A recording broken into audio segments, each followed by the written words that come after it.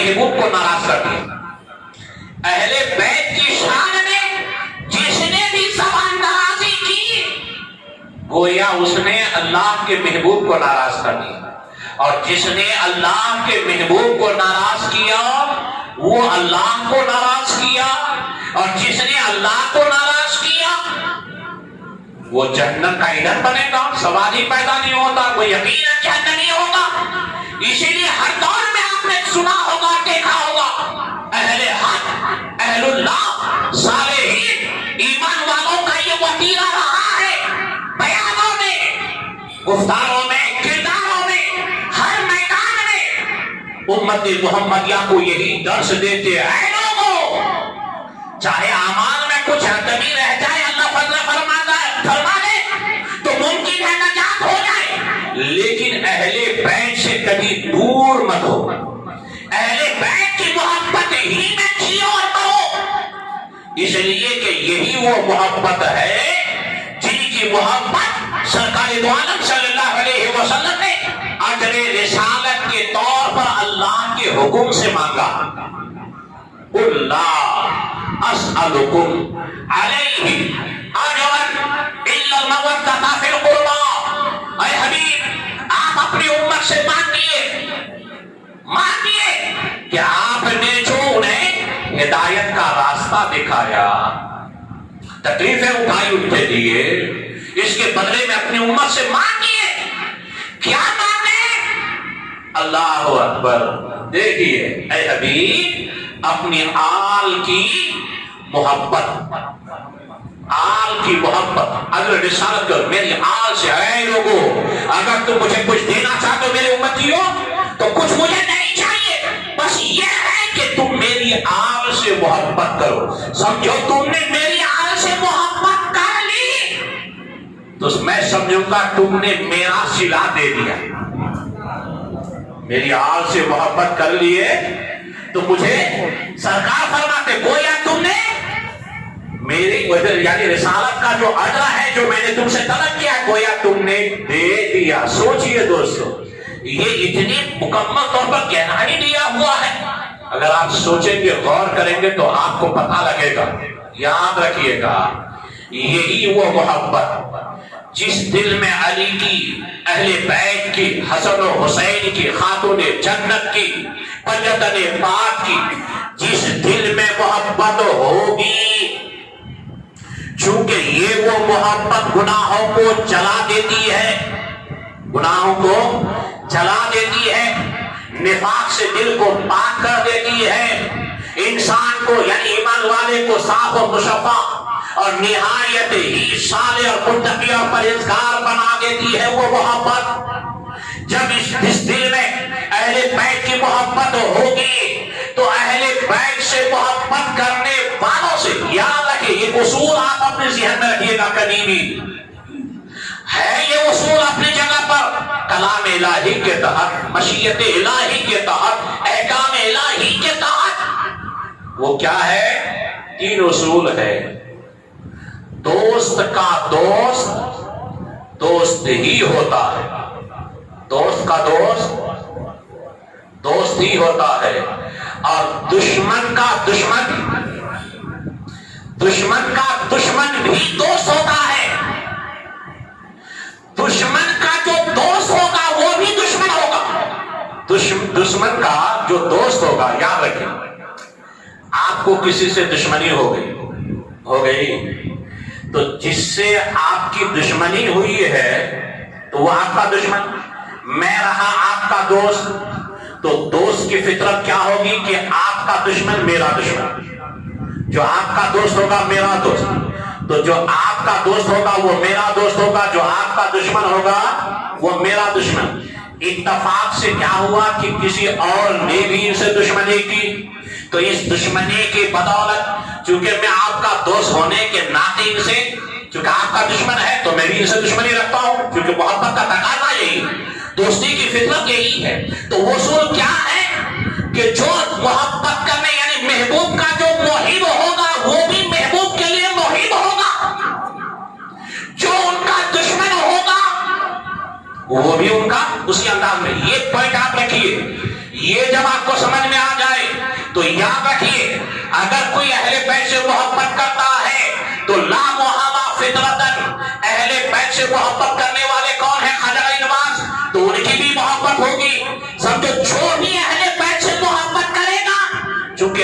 کو بھی اہل بیت سے محبت ہے، اور اہل بیت سے جو محبت کرتا ہے وہ بھی آپ کا محبوب بنے گا۔ اس لیے اہل سنت والجماعت کا جو معاملہ آپ دیکھیں گے،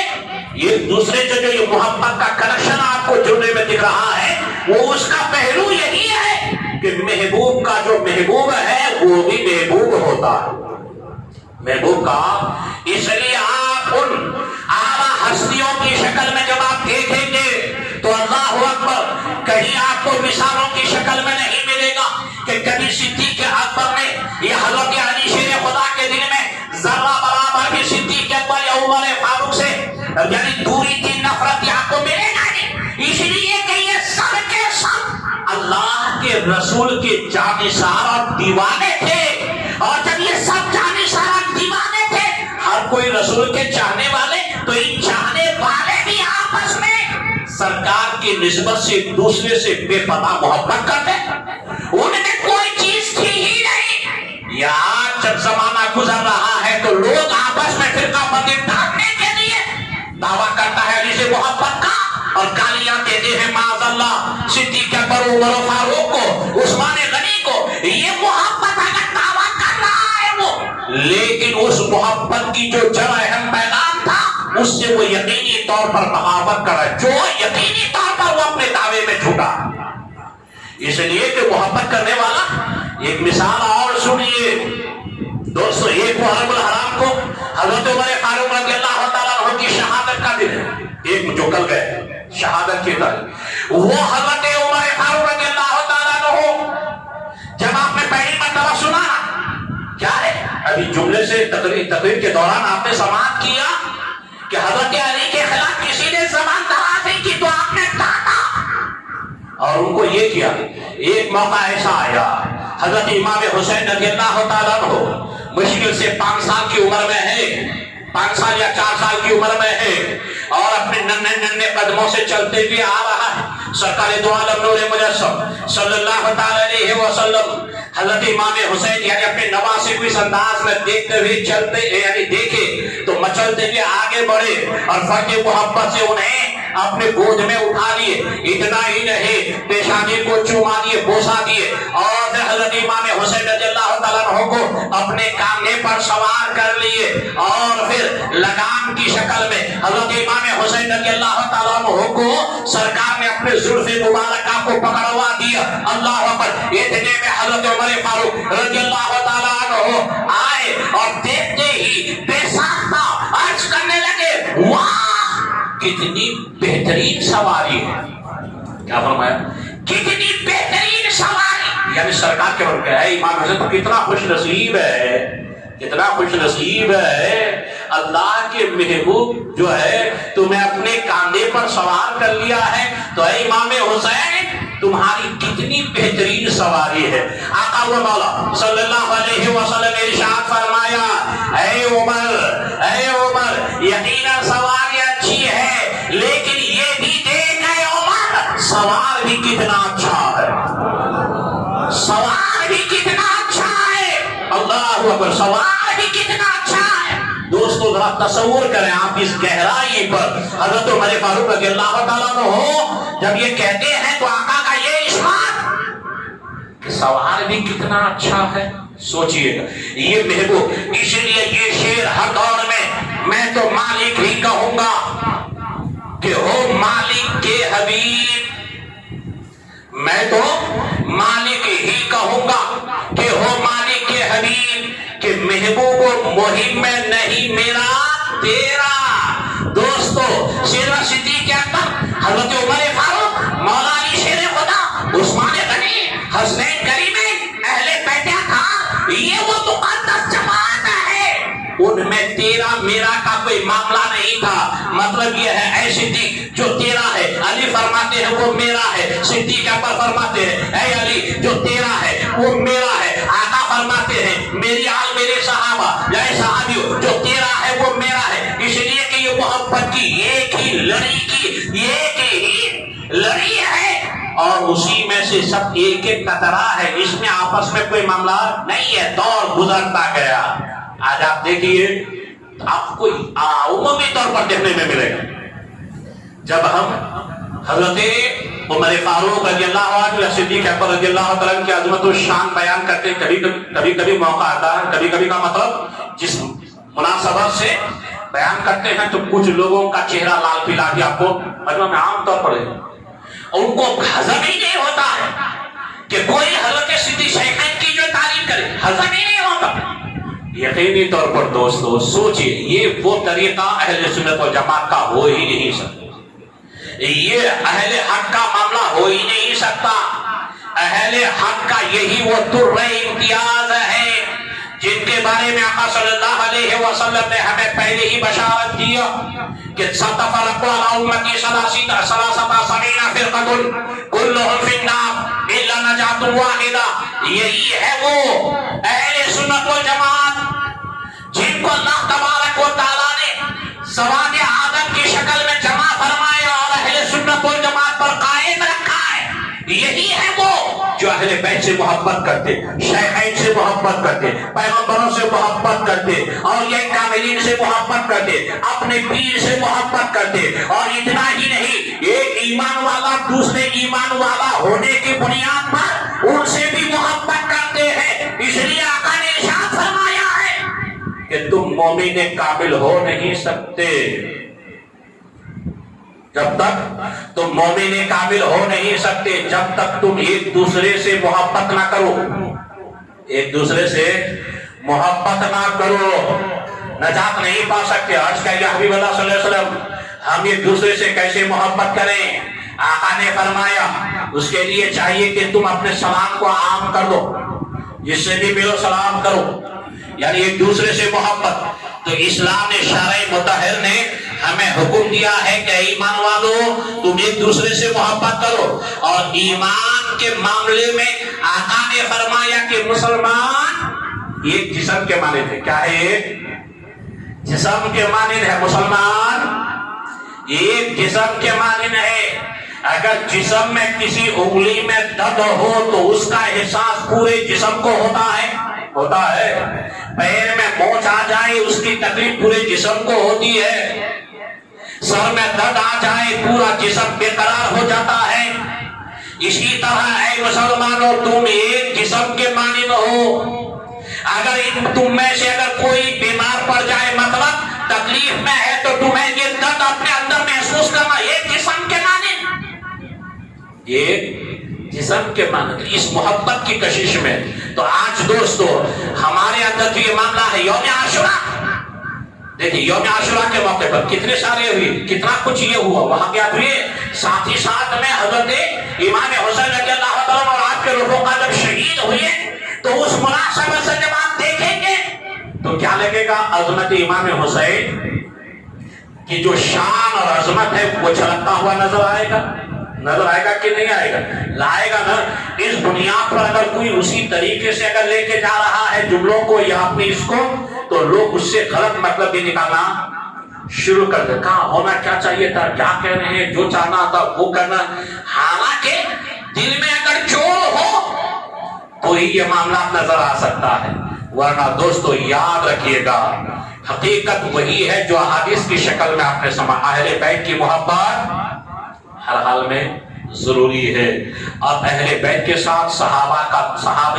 اکرام کی بھی محبت ہر ایمان والے کے لیے ہر حال میں ضروری ہے۔ اب دوستو انشاءاللہ آئندہ چونکہ یوم عاشورہ اللہ نے چاہا تو ہم 9 محرم الحرام کو اور 10 ہفتے کو آئندہ ہفتہ یوم عاشورہ ہے، اللہ نے چاہا اسی عنوان پر خطاب بھی کریں گے۔ دعا ہے رب کی بارگاہ میں، اے اللہ ہم سب کو اہل بیت کی سچی محبت نصیب فرما۔ اے پروردگار شہدائے کرب و بلا کی محبت میں ہمیں جینے مرنے کی توفیق عطا فرما۔ وآخر دعوانا الحمدللہ رب العالمین۔ السلام علیکم ورحمۃ اللہ وبرکاتہ۔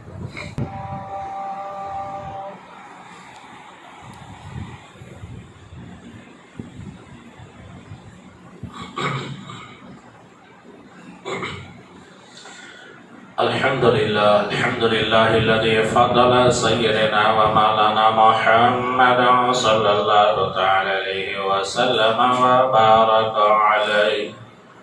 وعلى كل من هو محبوب ومرد لدي الصلاة تبقى وتدوم بدوام الملك الحي القيوم وأشهد أن لا إله إلا الله وأشهد أن محمدا عبده ورسوله أما بعد فأعوذ بالله من الشيطان الرجيم ولا تقولوا لمن يقتل في سبيل الله أموات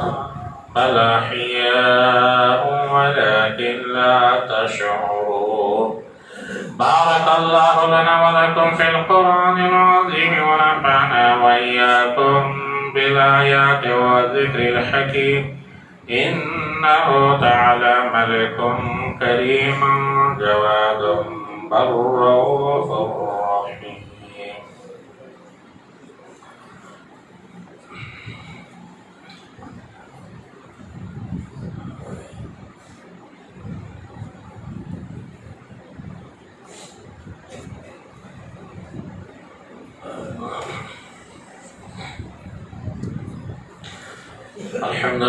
الحمد لله نحمده ونستعينه ونستغفره ونؤمن به ونتوكل عليه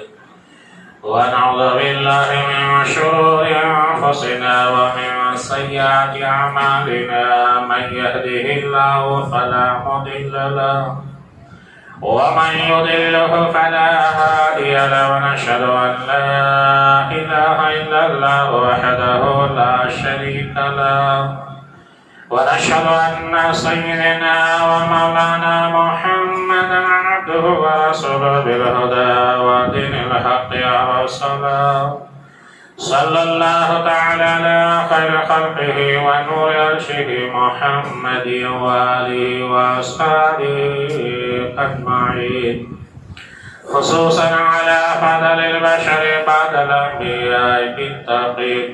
سيدنا ومولانا الإمام حضرة أبي بكر الصديق رضي الله تعالى عنه وعلى أعدل الأصحاب مزين المنبر والمحراب